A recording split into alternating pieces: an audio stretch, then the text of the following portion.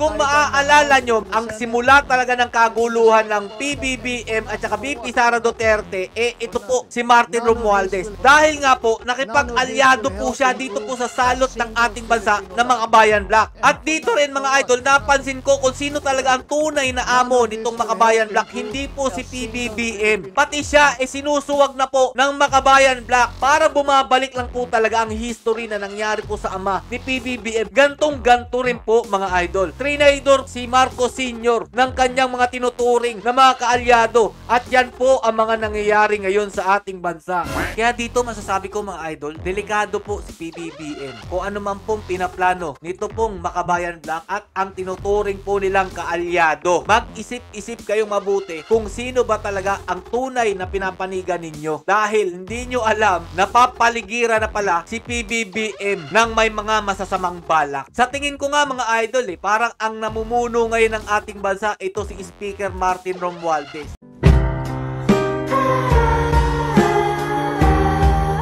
Yo, what's up mga Lods? It's Miguel Peps TV. Welcome back po sa ating channel.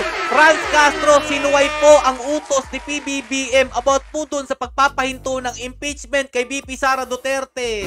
Anak na tinapay. At dito mga idol, may natuklasan tayo na mahalagang bagay dito po sa Makabayan Black at dyan po sa loob ng Congress. Please mga idol, pakishare tong video na to para po magkaroon kayo ng idea kung sino po talaga ang sa tingin kong utak ng lahat ng ito. Mukhang delikado rin po si PBBM dito po sa nangyayari sa ating bansa. Ito po, panoorin yung mabuti. Dahil nga po nung nakaraan, sinabi na po at inutos ni PBBM na ipatigil na po itong plano nilang impeachment dyan po sa Congress kay VP Sara Duterte. Dahil nga wala naman po itong maidudulot na maganda sa ating bansa at magiging focus lang po sila dyan sa talakayin po ng impeachment. Kaya po, pinahinto po ni PBBM. So, eto po ang nangyari. Hindi po sumusunod sa utos ni PBBM itong Makabayan Black. Sabi pa nga dito mga idol, tinalakay ko po ito kahapon. Bakit mo kami didiktahan President Marcos? Yan po yung diin po dyan sa post na iyan. At dito nga, lumabas na po ang mga Makabayan Black at nagrarally na po ito. Kung makikita nyo mga idol, Makabayan Black, di paaawat kay Marcos Jr. Impeach Sara tuloy. Hindi magpapaawat ang Makabayan Black kay Pangulong Ferdinand Bongbong Marcos Jr. sa issue po ng impeachment laban po kay Vice Presidente Sara Duterte. At eto na nga, naglabasan na po sila sa lungga nila. Kung dati po naaalala ninyo, tahimik na po sila dyan po sa kalsada. Ngayon po, dahil sa utos po ni PBBM na ipatigil po ang impeachment kay VP Sara Duterte, nag-iingay na po uli sila. Dahil nga po, yun po talaga ang main plan po ng grupo na ito. Kasama po dyan si Martin Romualdez. Bakit ko po nasabi mga idol? Kung maaalala nyo, ang simula talaga ng kaguluhan ng PBBM at saka VP Sara Duterte, ito po si Martin Romualdez. Dahil nga po, nakipag-alyado po siya dito po sa salot ng ating bansa ng Makabayan Black. At dito rin mga idol, napansin ko kung sino talaga ang tunay na amo nitong Makabayan Black. Hindi po si PBBM. Dahil nga po, pati siya sinusuwag na po ng Makabayan Black. Sabi po dito sa Inquirer, Makabayan Black hits Marcos, Malacanang should not tell House what to do. Yan po ang post mga idol. Eto na, nag-aalyansa na yung mga Makabayan Black. Ang tinaguriang salot ng Congress. Pasensya na, pero yan naman talaga ang ginagawa ninyo. Kayo kasi, nagtatrabaho kayo sa gobyerno, pero kinakalaban nyo naman ang gobyerno. Anak na tinapay. Klarong-klaro mga idol na ayaw po talaga nilang tantanan si VP Sara Duterte dahil nga po yun talaga ang plano nila, ang pabagsakin ang Duterte at kunin po ang pwesto nito ni Marcos Jr. Dahil nga po mga idol, para bumabalik lang po talaga ang history na nangyari po sa ama ni PBBM. Gantong-ganto rin po mga idol. Trinidor si Marcos Sr. ng kanyang mga tinuturing na mga kaalyado at yan po ang mga nangyayari ngayon sa ating bansa. Dahil po yan kay Martin Romualdez. Isa po sa tinuturing nating dahilan bakit po nagkagulo ang unity team. Dahil po dito sa pakikipagkasundo sa Makabayan Black ni Speaker Martin Romualdez. Yun pong sinabi ni VP Sara Duterte about po tambaluslos. Ito po yung dahilan nun. Dahil sino ba namang hindi magagalit mga idol? Kalaban po ni Tatay Duterte at si Tatay Duterte ang dahilan kung bakit po humina ang puwersa ng mga kampo ni Joma. Pero bakit ganto? Sa panahon po ni PBBM, pinapalakas po uli nila ang puwersa ng mga Makabayan Black. Hindi naman po nila maitatanggi na sila po'y kaisa dito po sa grupo ni Joma, dahil si Joma na po mismo at may video naman patunay na ito pong mga Makabayan Black kasama po ng grupo ni Joma, at yan nga po ang hindi nagustuhan ni VP Sara Duterte. Biruin mo yun, ang dami mga sundalong mga pinagtsutyugi na mga grupo ni Joma, tapos makikipag-alyansa ka sa tinuturing na kalaban ng gobyerno. Anak ng tinapay. So dito napatunayan natin na ang dahilan ng lahat ng ito ay si Martin Romualdez, at hindi po kontrolado ni PBBM itong Makabayan Black. Kung baga mga idol, itong si Martin Romualdez lang ang pinakikinggan nitong Makabayan Black. Never po natin nakita na nakipagkasundo po si PBBM dito po sa Makabayan Black, at katangi-tanging si Martin Romualdez lang po ang gumawa nun. At isa pong patunay mga idol na ang tunay na bossing nila ay ito po si Martin Romualdez. Galing na rin po sa bunganga po yan ni Kimbo.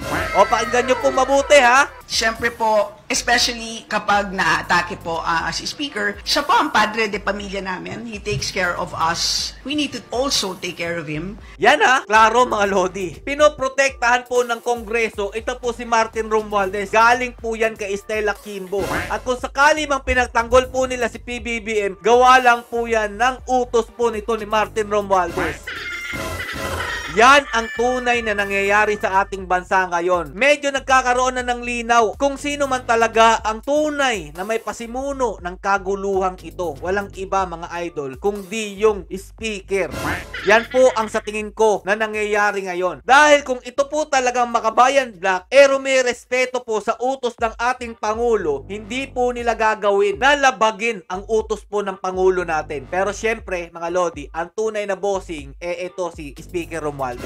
Klarong-klaro naman sa picture mga idol. Yung pakikipagkasundo pa lang mga lodi, no? Sino po ba talaga ang nakipagkasundo? Si PBBM po ba o si Martin Romualdez? Klarong-klaro naman po sa picture. Ang sasaya pa po nila dito. Piruin nyo, no? Ang tagal pong kalaban ng gobyerno ang grupo po ni Joma. At ginawa pong lahat ni Tatay Duterte para po mabawasan ang kanilang puwersa. Pero makikipagkasundo ka sa dahilan kung bakit hanggang ngayon hindi umuusad ang ating bansa sa grupo po ni Joma? Tama ba yung ginagawa nyo dyan, Speaker Martin Romualdez? Kaya dito masasabi ko mga idol, delikado po si PBBM. Kung ano man pong pinaplano nito pong Makabayan Black at ang tinuturing po nilang kaalyado. Dahil anytime mga lodi, kapag hindi nila nagustuhan kung ano naging desisyon ni PBBM, malamang sa malamang, mag-iiba na po yung ihip ng hangin yan. Tandaan nyo po itong sinasabi ko. Dahil sabi ko nga po kanina, yung history po ng bansa ay nauulit lang sa pamumuno ni PBBM. Yung nangyari po sa kanyang ama, gantong-ganto rin po ang ginawa po ng tinuturing nilang kaalyado na itong grupo nga po ni Joma Sison. Kaya mga idol, ako po, makikipagkaisa naman po ako sa inyo. Pero sana naman, makipagkaisa rin po kayo sa amin. Hindi naman po tayo nag-aaway pa dati. Pero simula lang po talaga, nung binabanatan nyo po ang aming Vice Presidente, doon lang po ako lumabas at nagsalita. Mas pinapaboran nyo na ngayon, itong dating tinuturing nating kalaban ng ating bansa. Tapos ngayon, makikipag-collab na kayo sa kanila. Yan ang sinasabi ko sa inyo mga idol. Mag-isip-isip kayong mabuti kung sino ba talaga ang tunay na pinapanigan ninyo, dahil hindi nyo alam na papaligiran na pala si PBBM ng may mga masasamang balak. Sa tingin ko nga mga idol, parang ang namumuno ngayon ng ating bansa ito si Speaker Martin Romualdez. Kung ano mang nakikita nating kabulastugan mga idol, sa tingin ko hindi alam ito ni President Bongbong Marcos. Malalaman na lang niya kapag nandiyan na yung balita. Kung mapapansin nyo po sa interview, hindi niya po talaga alam ang mga nangyayari sa ating bansa. Nagugulat na lang po siya sa balita at mali-mali pa po yung mga sinasabi niya. Una, flood control, meron daw kuno. Pero nung nagkaroon ng baha, wala naman palang ginawa. Sino ba ang nagdi-distribute ng mga budgets ngayon? Walang iba kung di ito si Martin Romualdez at saka si Saldico. Yan po ang binanggit ni VP Sara Duterte. Kaya medyo napagtutugma-tugbata po natin ang lahat na ang tunay na dahilan talaga ng pagkaagulo ng ating bansa walang iba kundi ang pinsan po ni PBBM. Hayaan niyo po't kalaunan lalabas at lalabas din po ang katotohanan dito. Abang-abang na lang po tayo sa mga susunod na hakbang nitong itong grupo po ng Makabayan Black at saka tinuturing po nilang bossing dyan po sa Kongreso. Hanggang dito na lang po muna. Protektahan po natin si VP Sara Duterte, mga idol. Magkaisa po tayo. Gusto lang po natin na maayos ang ating bansa, pero anong ginagawa ng administrasyon ni Speaker Martin Romualdez? Kasi hindi naman to administrasyon ni PBBM. Ginugulo po nila ang ating bansa. Stay safe mga lods and God bless you all. Duterte pa rin.